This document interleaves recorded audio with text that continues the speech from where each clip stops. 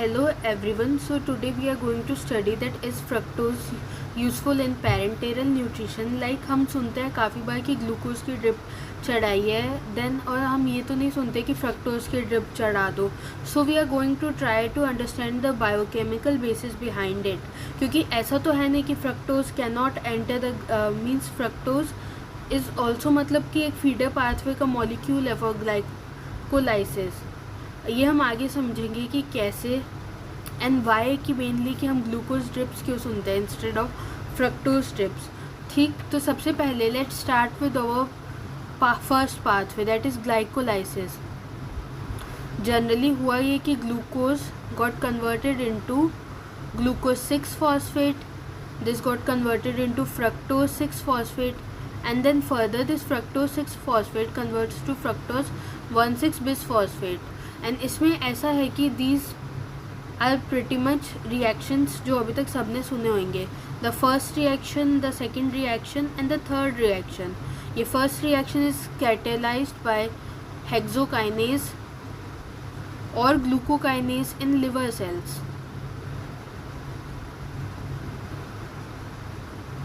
And here glucose and fructose are isomers of each other.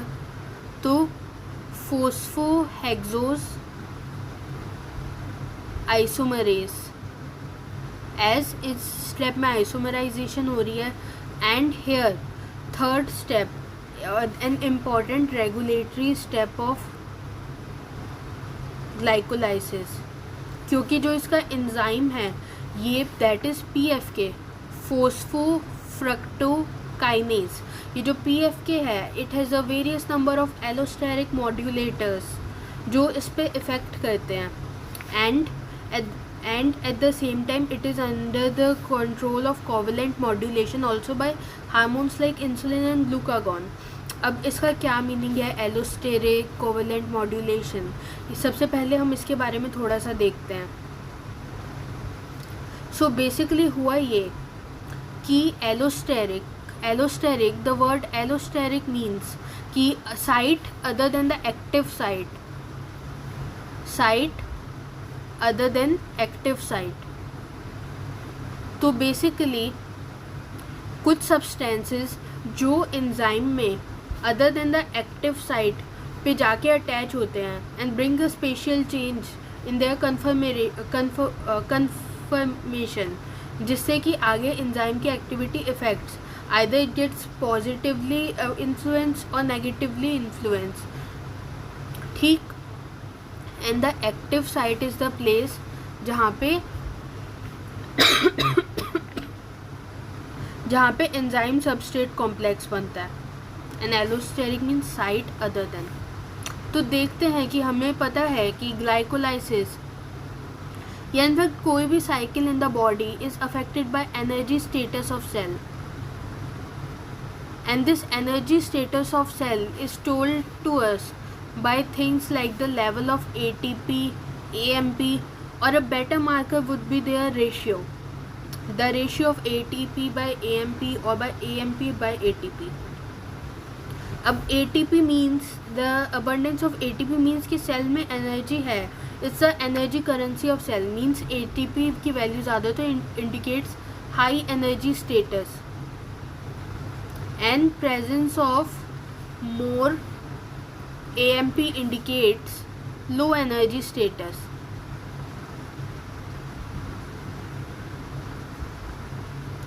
Ultimately होता क्या है कि ग्लाइकोलाइसिस से we get pyruvate. This pyruvate फिर means by link reaction we get acetyl CoA, and this enters the TCA. And सबसे ज़्यादा important one of the important product of TCA is reduced coenzymes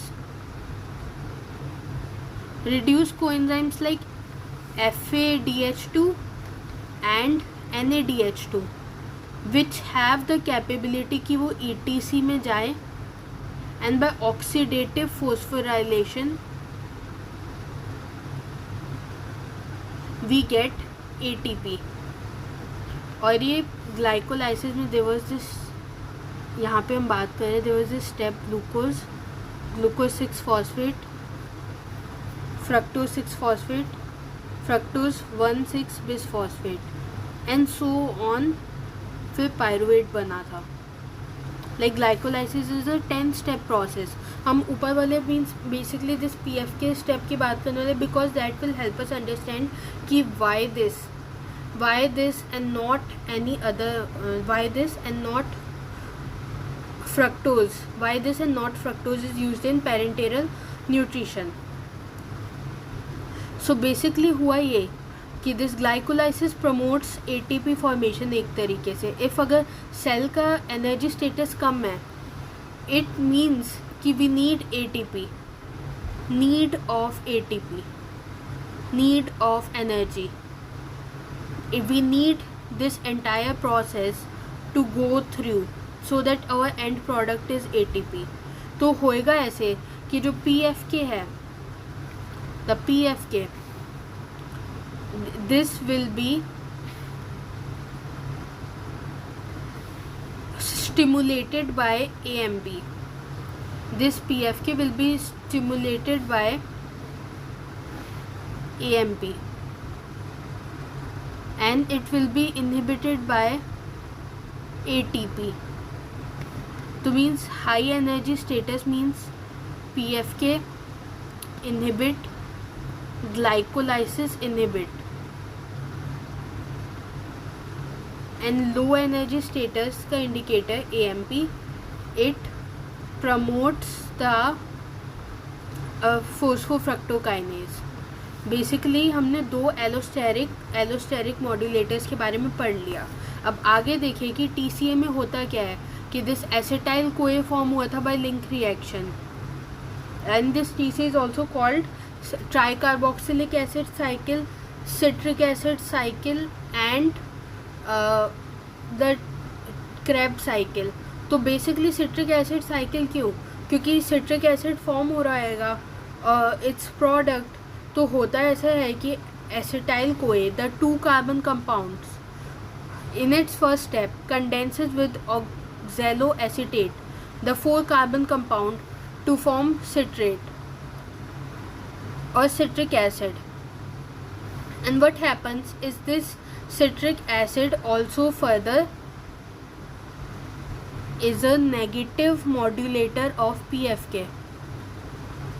ठीक, this PFK इसलिए बोला कि it is a regulatory step of glycolysis because this PFK make it has allosteric number of allosteric compounds that positively or negatively influence it and also covalent modification। अब आगे देखें तो एक और चीज़, दैट इज़ एक और कंपाउंड, द लास्ट वन इसके allosteric में, दैट इज़ फ्रक्टोज 2,6 बिसफॉस्फेट। अभी हम पढ़ रहे हैं यहाँ पे फ्रक्टोज 1,6 बिसफॉस्फेट फॉर्म होता है in the process of glycolysis. अब यहाँ पे फ्रक्टोज 2,6 बिसफॉस्फेट का रोल है कि it helps in the reciprocal regulation of 2 processes, that is gluconeogenesis and glycolysis.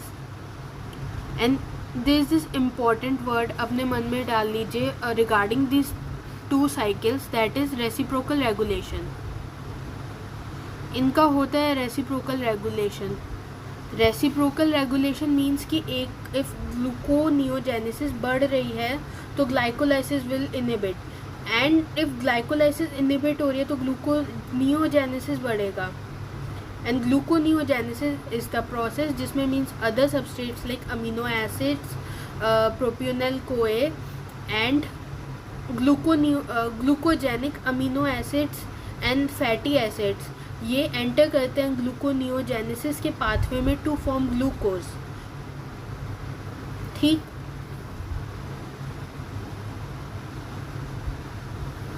तो ये फ्रक्टोज 2,6 बिसफॉस्फेट कौन से उस पर काम करता है? It works on PFK of glycolysis. ये फ्रक्टोज 2,6 बिसफॉस्फेट ग्लाइकोलाइसिस को इंक्रीज करता है, तो ऑफ कोर्स इसका इनहिबिटरी इफेक्ट होएगा ग्लूकोनियोजेनेसिस पे। ठीक, बात तो एक ही हो गई। और दूसरा देखते हैं कि the glucagon covalent modification of an enzyme.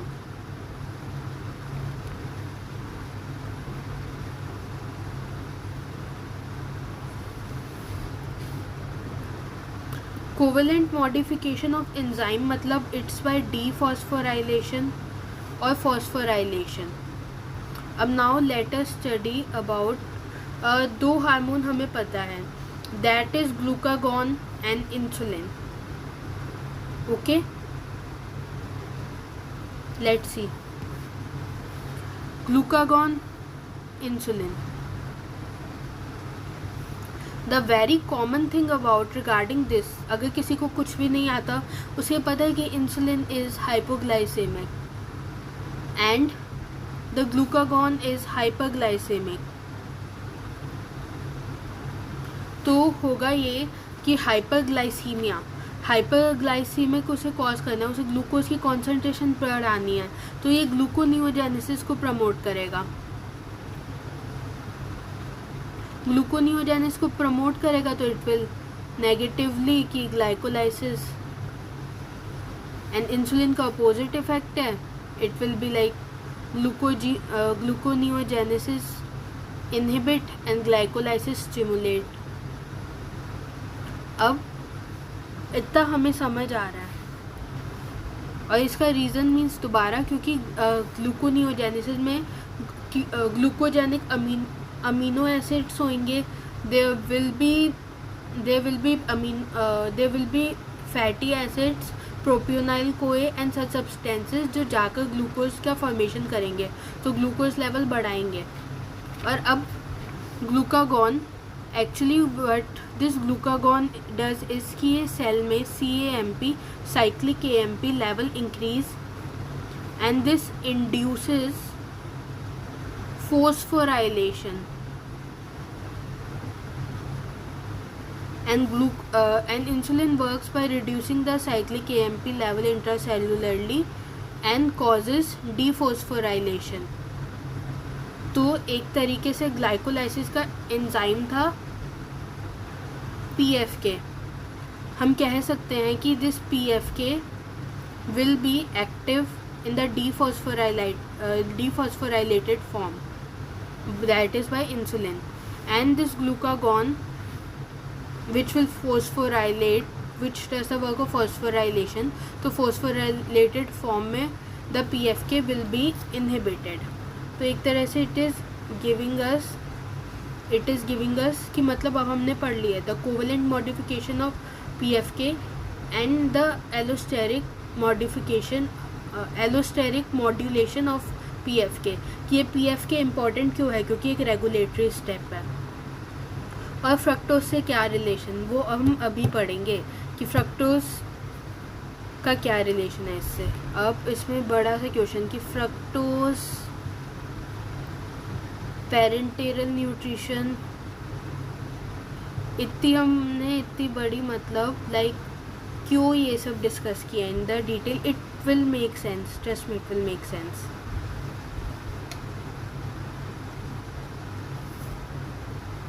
अब व्हाट इज लेफ्ट इज कि लाइक अराउंड 2-3 मिनट्स में पूरा डिस्कस हो जाएगा। अब हमें पता है कि glycolysis is not exclusive, it's not exclusive for catabolism of glucose.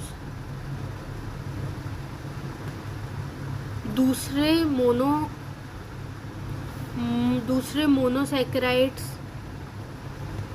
The disaccharides and the polysaccharides can also enter this glycolytic sequence, and in pathways को हम बोलते हैं the feeder pathways।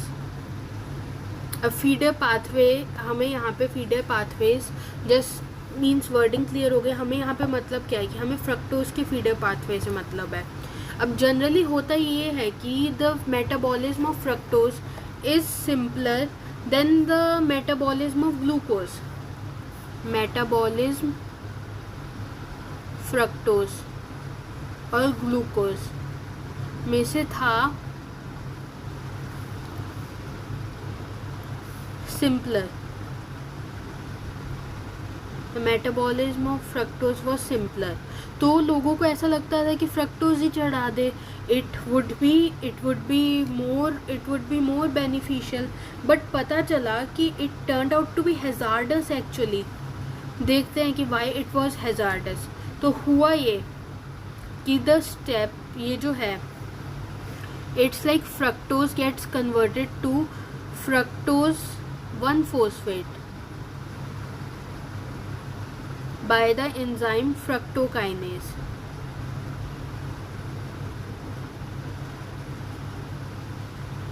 and it further means by aldolase it forms glyceraldehyde and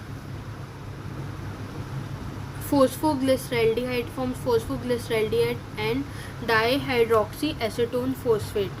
तो हुआ क्या, इन लोगों ने ये जो फोस्फोफ्रक्टोकाइनेज का स्टेप था कि it was forming fructose 1,6-bisphosphate, वो बाईपास कर दिया। बाईपास मीन्स वो स्टेप वहाँ यहाँ ऐसा कोई स्टेप नहीं है, तो means it was simpler, people are happy कि ये सिंपलर मेटाबॉलिज्म। बट उससे हुआ ये कि वी न्यू, और इफ मतलब ये just small point two add, if अगर एल्डोलेज की डेफिशिएंसी होएगी इस केस में, तो it will be it's aldolase भी एक्चुअली, तो it will be called hereditary fructose intolerance. Basically हुआ ये कि the fructose metabolism bypasses the phosphofructokinase step, जो ग्लाइकोलाइसिस में हो रहा था, जो ग्लाइकोलाइसिस को रेगुलेट करने में इंपॉर्टेंट रोल प्ले कर रहा था। तो उसमें एलोस्टेरिक मॉड्यूलेटर में याद कीजिए कि हमने पढ़ा था कि it's inhibited by ATP and it's inhibited by citrate, जो TCA में जाके फॉर्म हो रहा था, and promoters were AMP and fructose 2,6-bisphosphate। अब हुआ ये कि ये जो स्टेप है, इफ़ अगर ये स्टेप नहीं है फोस्फोफ्रक्टोकाइनेज वाला स्टेप, तो बेसिकली इनहिबिशन लिफ्ट ऑफ हो रहा है ATP का। ऐसा जनरली क्या होता है कि glucose, fructose 1,6-bisphosphate, DHAP and but fructose से सीधा it formed fructose 1-phosphate and ये सीधा यहाँ। अब यहाँ पे अगर PFK था, तो ये PFK वॉज रेगुलेटिंग की मीन्स इसकी स्पीड स्लो हो रही थी, it was getting a feedback कि ATP ज़्यादा है तो ग्लाइकोलाइसिस पाथवे स्लो डाउन हो जाए, कि ATP अबंडेंट में पड़ा है तो क्यों कराएंगे पाथवे। यहाँ पे दूसरा ऑन द अदर हैंड यहाँ पे कोई ऐसा फीडबैक नहीं है, तो this reaction becomes very rapid in this direction, very rapid। और इस रैपिड की वजह से, क्योंकि यहाँ पे कोई इनहिबिशन नहीं हो रहा, ATP डिप्लीट जल्दी होने लग जाता है। ATP depletion is fast, and जब ATP डिप्लीशन फास्ट है, इस पे कोई इनहिबिशन ही नहीं है ATP का फ्रक्टोज मेटाबॉलिज्म में, तो क्या होएगा कि सेल से वो धीरे धीरे सेल से धीरे धीरे ATP का जो उसका स्टोर है that will be depleted, and ऐसे this is the severe limitation of this pathway that it ties up available inorganic phosphates and depleting liver cell of ATP and phosphate, and this के consequences is hazardous consequence, कि means ATP deplete होता जा रहा है। तो means इसलिए even तो it's metabolism हमें फर्स्ट साइड पे इट्स लुकिंग के सिंपलर है, तो हम फिर फ्रक्टोज की ड्रिप नहीं चढ़ा सकते पहले से बीमार पेशेंट और उससे एनर्जी और ले लें। तो इसलिए use of fructose is not recommended in parental nutrition. और ये हमें पूरी कहानी पढ़नी पड़ी, means basically because what if someone didn't know कि द PFK का मतलब एलोस्टेरिक और कोवेलेंट, तो मीन्स एनीवेज आई होप कि इससे जनरली जस्ट इस केस से हमें ग्लूकोज मेटाबॉलिज्म, कार्बोहाइड्रेट मेटाबॉलिज्म के बारे में काफ़ी चीज़ें पता चली हैं। पहला चीज़ और कुछ हो ना हो तो अब आई गेस कि थर्ड स्टेप रेगुलेटरी है और क्यों है ये तो याद हो ही गया होगा। और फोस्फोफ्रक्टोकाइनेज एंजाइम का नाम तो याद हो ही गया होगा। वी अंडरस्टूड कि एंजाइम से कि एलोस्टेरिक साइट क्या होती है। वी अंडरस्टूड कि energy status, how energy status also affects the pathways, and we studied a detailed example via glycolysis। ठीक, also means कि रेसिप्रोकल रेगुलेशन का कॉन्सेप्ट, रेसिप्रोकल रेगुलेशन और which compound done by which compound in gluconeogenesis and glycolysis. And उसके बाद we studied about covalent modification कि this means glucagon and our enzyme insulin, इनका क्या effect है PFK पे। Glucagon phosphorylation, insulin dephosphorylation. And ultimately we studied कि feeder pathways क्या होता है, फ्रक्टोज के फीडर पाथवे का step, and ultimately this got related to the fact कि why fructose is not recommended. Okay guys, that's all, bye, keep learning, thank you.